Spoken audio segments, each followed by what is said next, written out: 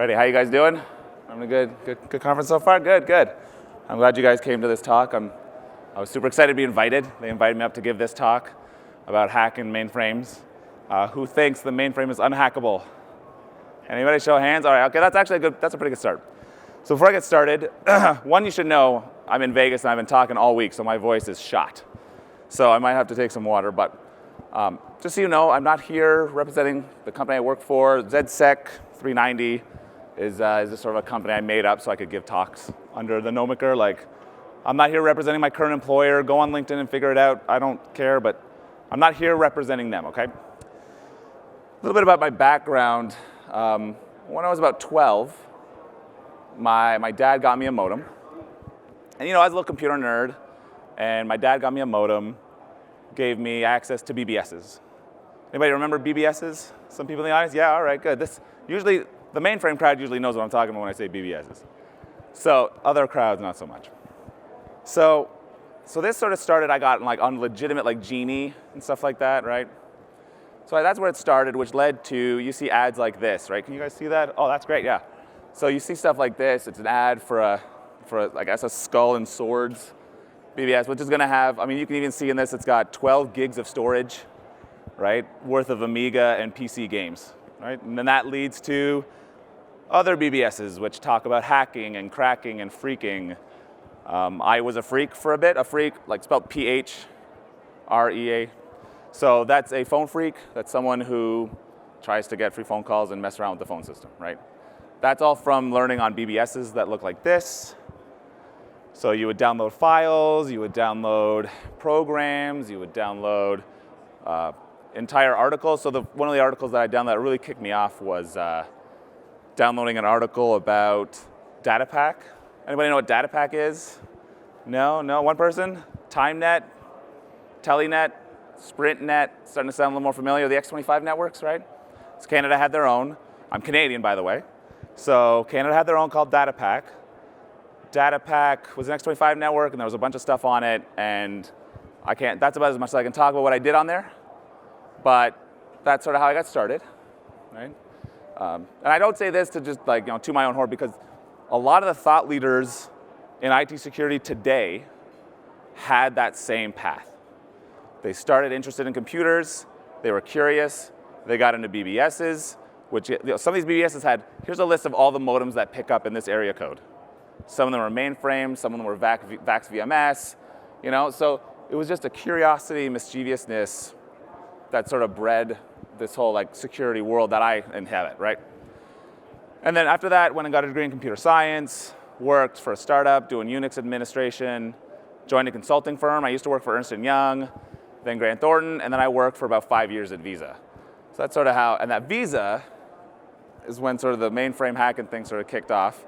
In my spare time, I also like to listen to chiptune music. I like this because it looks super technical, but it's just a song playing. You can see notes on the left side there, on the right side.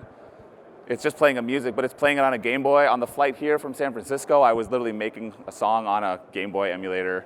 I warned you guys, I'm a super nerd. Because in my other spare time, I'm writing things like this as a hobby to do.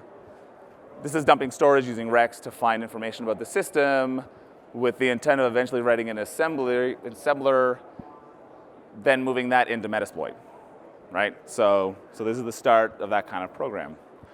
When I started doing this, it was literally a spare time project. I was an auditor, busy on other systems. This started as just a spare time project under a fake name. I used to go by the name Soldier of Fortran. Anybody heard of Soldier of Fortran? Real? Okay, good. That used to be, I still go by that name, but, so I'm going to open up a water while you guys check this out, because this happened when I started.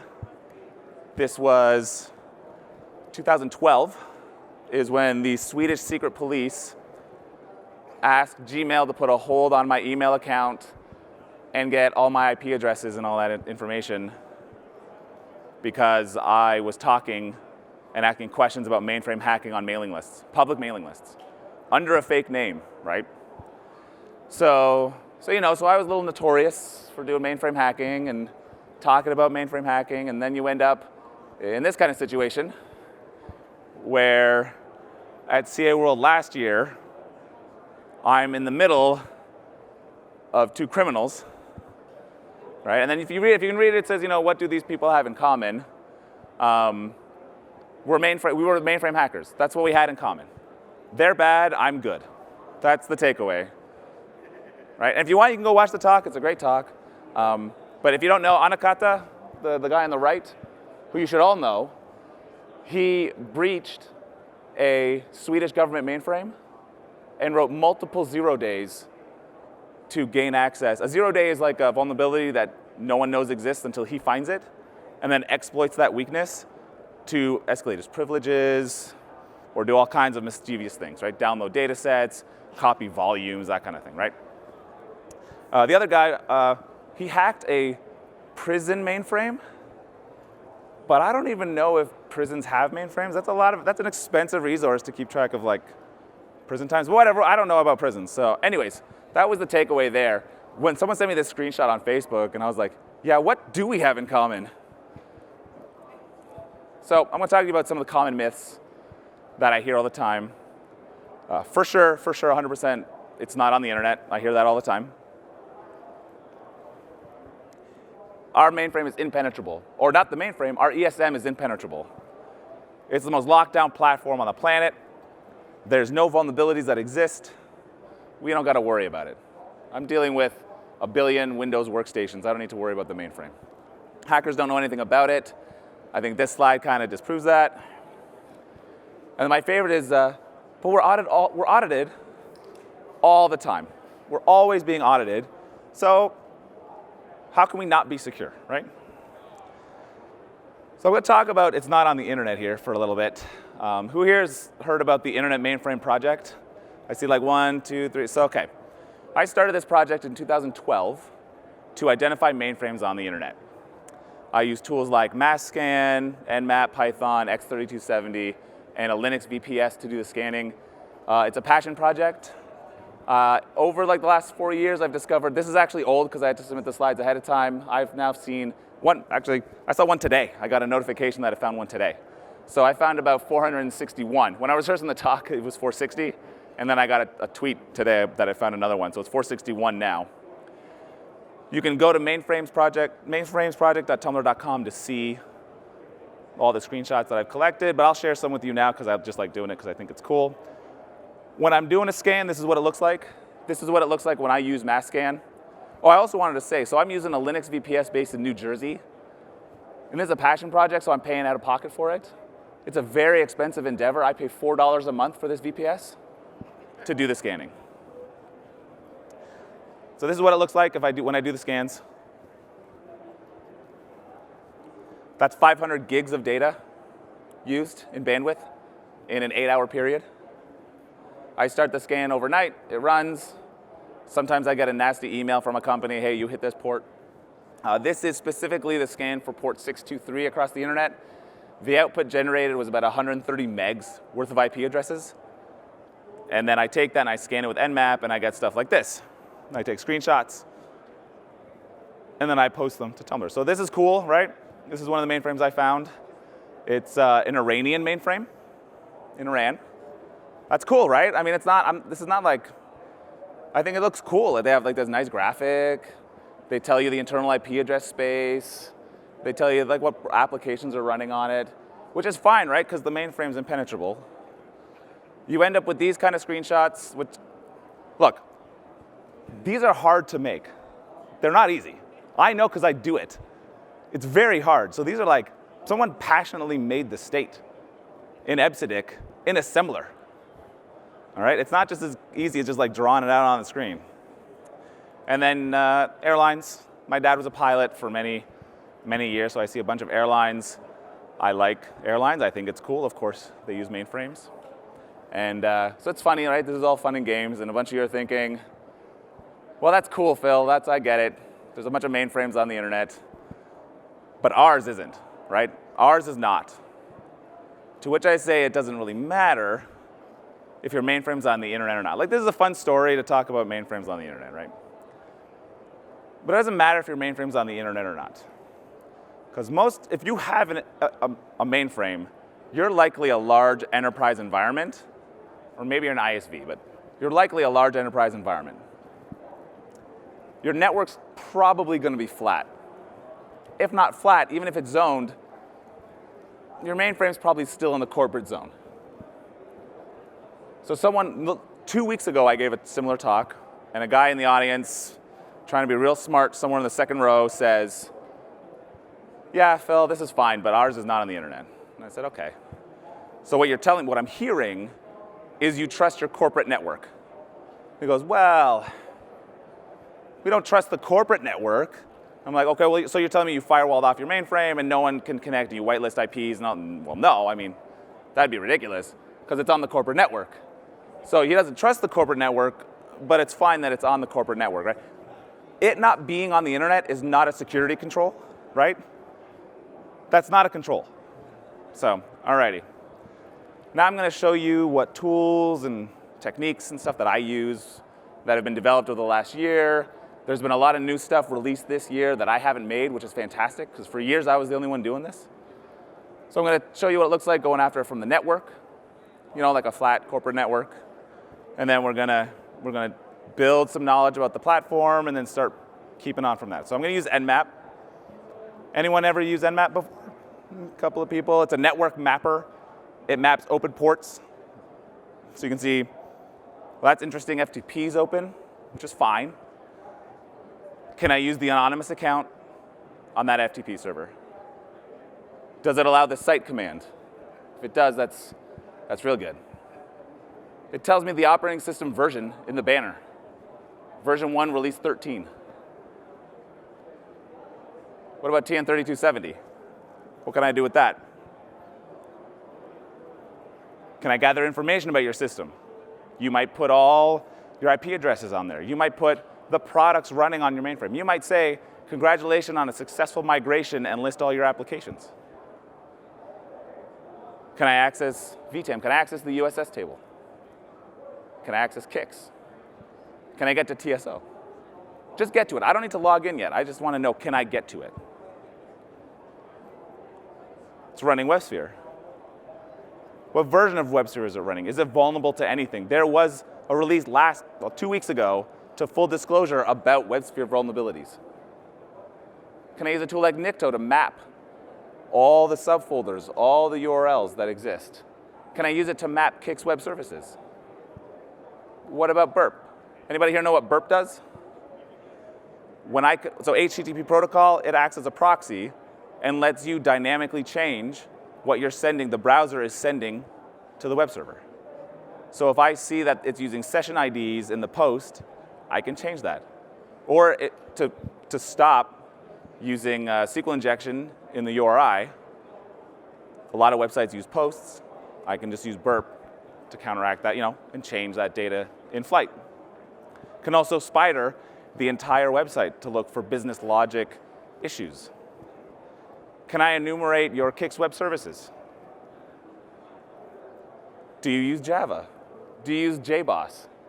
Can I use a Java deserialization attack in JBoss, which works on the mainframe, to launch code and execute and get access to data in OMVS? Okay, so I'm just going to focus now for the rest of the talk on TN3270 and Nmap. Not the rest, but for the next handful of minutes. Last year, I was flying a lot, and so I used that time to write a TN3270 emulator in Lua, which is a scripting language.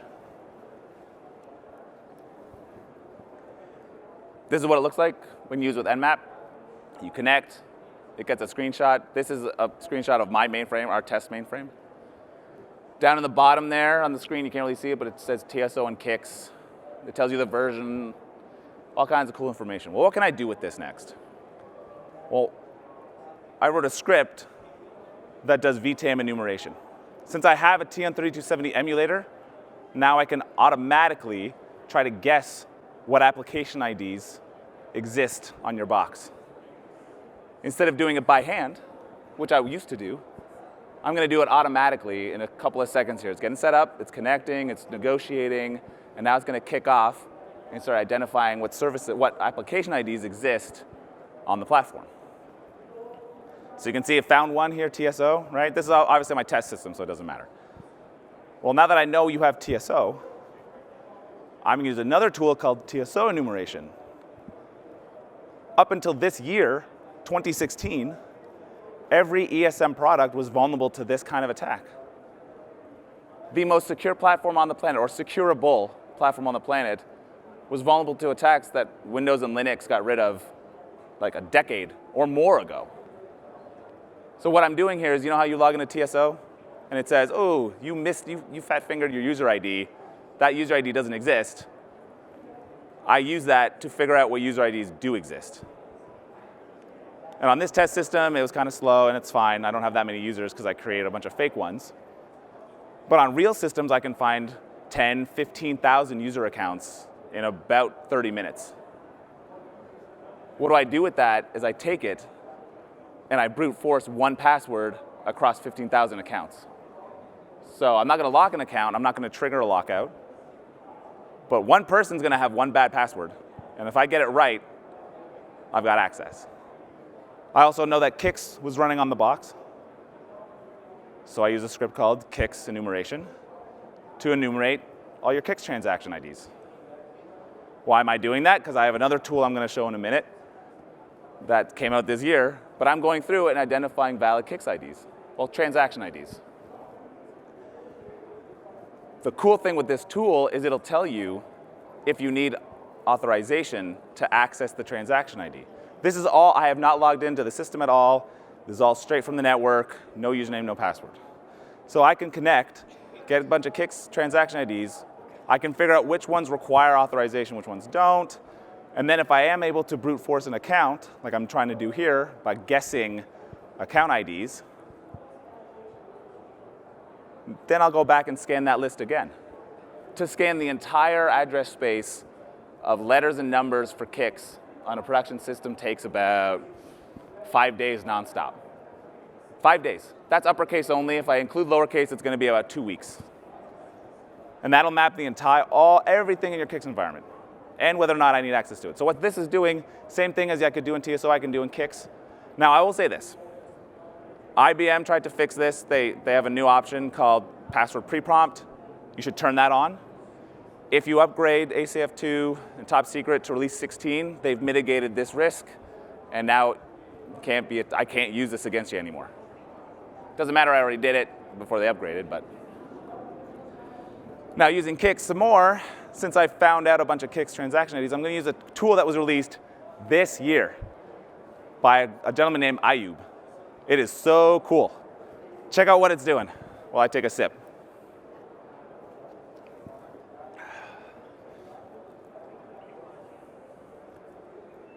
Just with Python. This is some real cool guy out in France approached me and said, hey, I wrote this. Mapped out all this stuff in Kix using a handful of transactions. What's really cool, though, is this.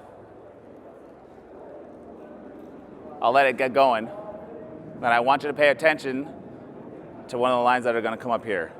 Payload set to bind to port 31337. Okay? I'm going to let it run for a few minutes so you can see how slow this is on a test system.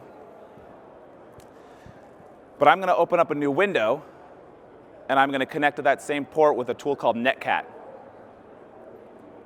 Notice it said bind TSO shell to 31337.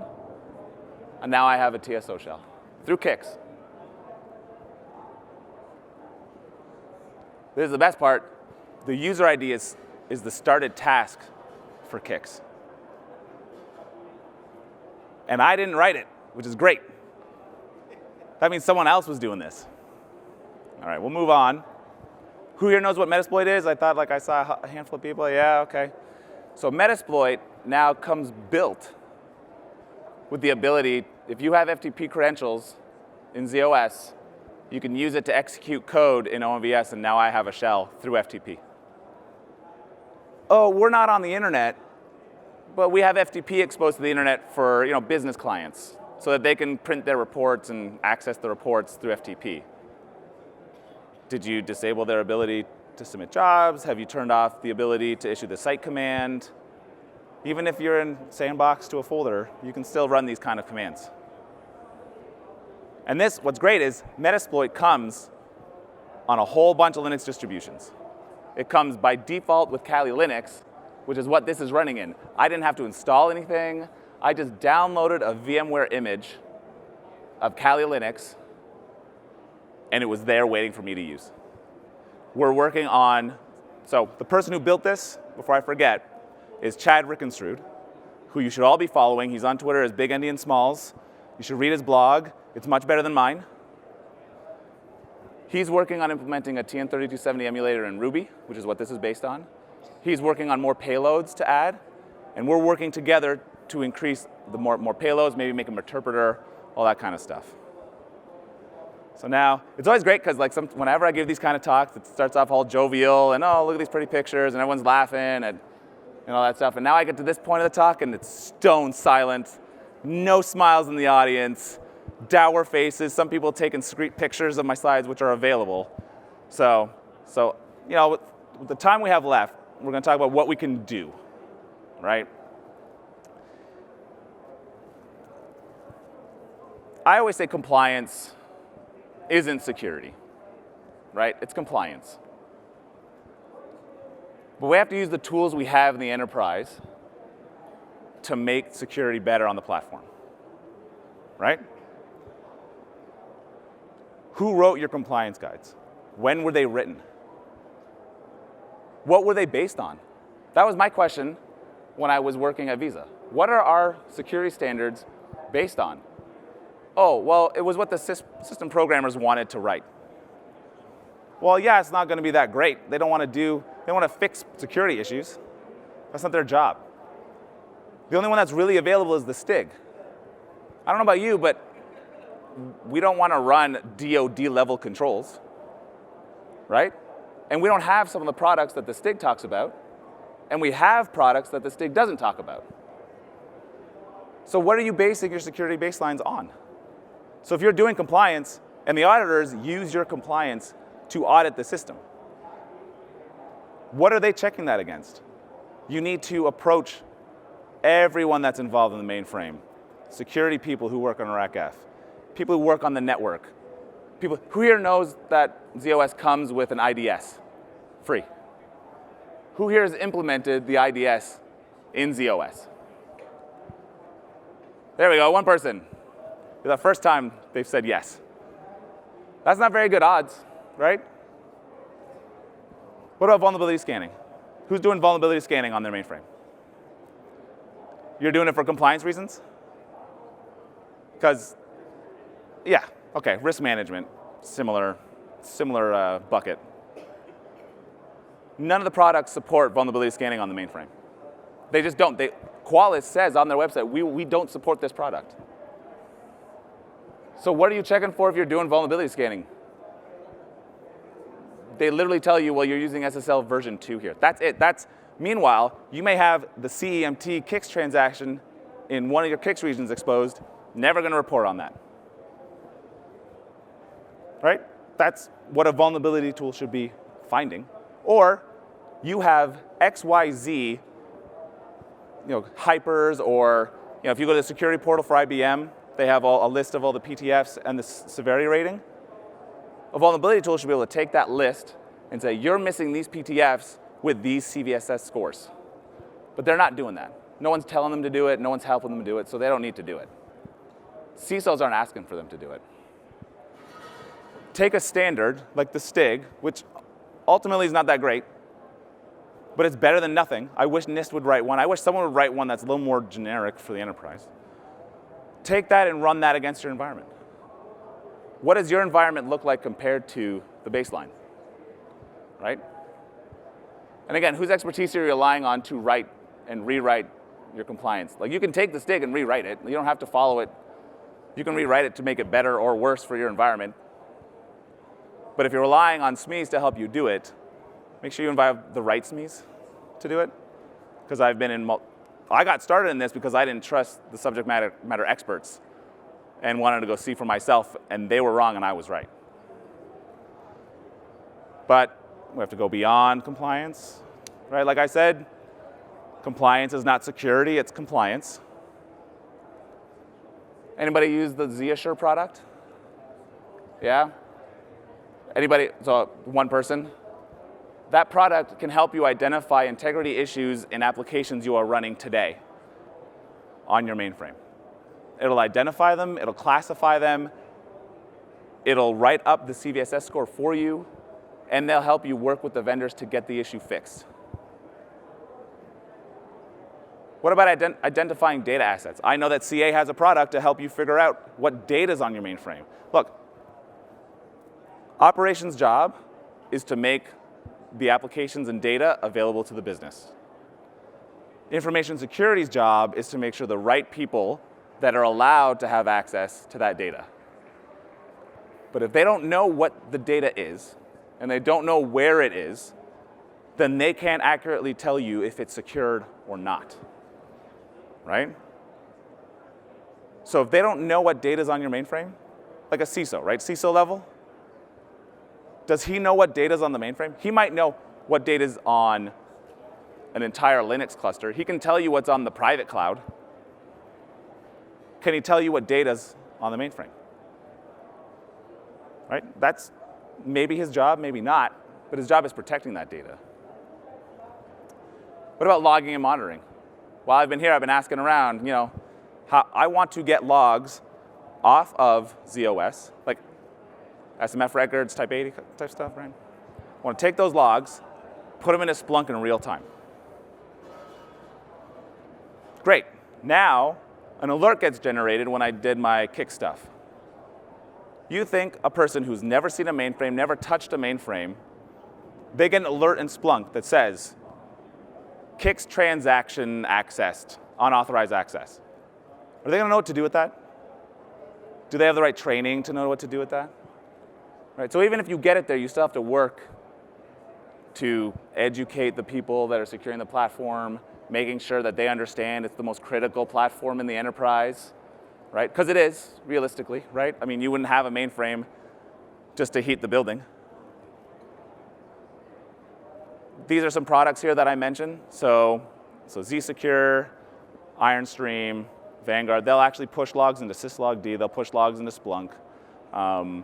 IronStream really wants me to test out their product, and I can't wait till I can, but they have like hooks into exits that'll do it in real time into Splunk. As the record's getting cut in SMF, it's also getting sent to Splunk. So you can alert on real-time issues, not, well, we do an SMF dump every 12 hours, and then that gets FTP'd over to QRadar. That's not really the best way to do it. And then that's my favorite question to ask at these kind of conferences, but who's doing penetration testing on their mainframe? One hand. Notice it's different hands every single time, right? Every time I ask a question about a security product, or I ask a question like, who's doing this, who's doing that, it's different hands throughout. So there's not really much, no one's doing the whole stack here. Penetration testing needs to happen on the mainframe. Everything I just showed you works on the mainframe. Do you know what Kix transactions you have exposed? Do you have legacy Kix transactions that have never been secured, have never been locked down, and just forgot about them? What about network job entry nodes that have been declared but were decommissioned 5 years ago? But if I wrote a script, could I pretend to be a network job entry node in your environment? The answer is yes, I wrote a script that does do that. But that's what a penetration tester does, is they try to test the security of your platform beyond what a vulnerability testing tool does, beyond what any of these vulnerability assessment or compliance tools can do. Everything I talked about today, all the tools, they're all free. I'm not here to sell anything. I don't work for CA. They're all free, readily available. Go ahead, download them, test them out, send me an email, say it's garbage, But you can use all these tools. I included links in the slides. If you want help running them, reach out to me. You can reach out to me on Twitter, or you can find me on Gmail. Send me an email. I'll help you with your scripts. I'll help you. If you want to do some testing by yourself to sort of feel it out, go right ahead. Now with my time that I've left, I want to say thank you for having me, and I hope it was an interesting talk.